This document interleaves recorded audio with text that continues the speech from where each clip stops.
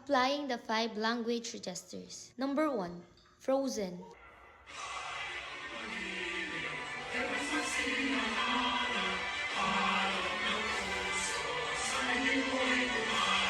Singing the national anthem involves reciting and changing established lyrics and melody.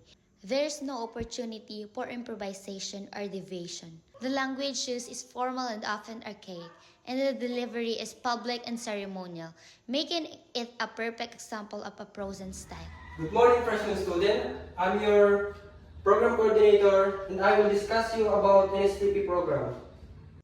An NSTP program is an orientation that is structured event where an authority figure or speaker delivers official information to the large group of students.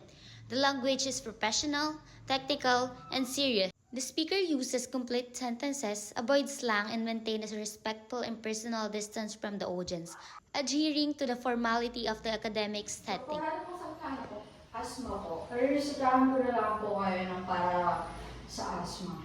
Ay, ito po. Mami, thank you po. A doctor and patient checkup is a classic example of consultative style. The conversation is purpose-driven diagnosis. Both parties participate actively, the doctor asks a specific question, and the patient provide necessary information. Kailan niyo ba yung nangyari kanina minadapa dyan sa daan? Yung nakatapang ng kuto? Yes! Yapping or talking freely and informally with friends, the language is highly relaxed, often including slang, inside jokes, and nonverbal cues that only the group understand.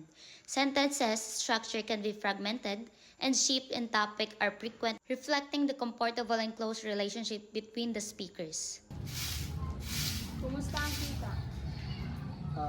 Ito, matumal. Malakas kasi ang dagat. May low pressure. Eh, paano yan? Marami nang kailangan bayaran ng mga anak natin sa school. Siguro, gawin na lang natin ang paraan. Baka siguro, kailangan mo natin patigilin ang ating anak pag-aaral.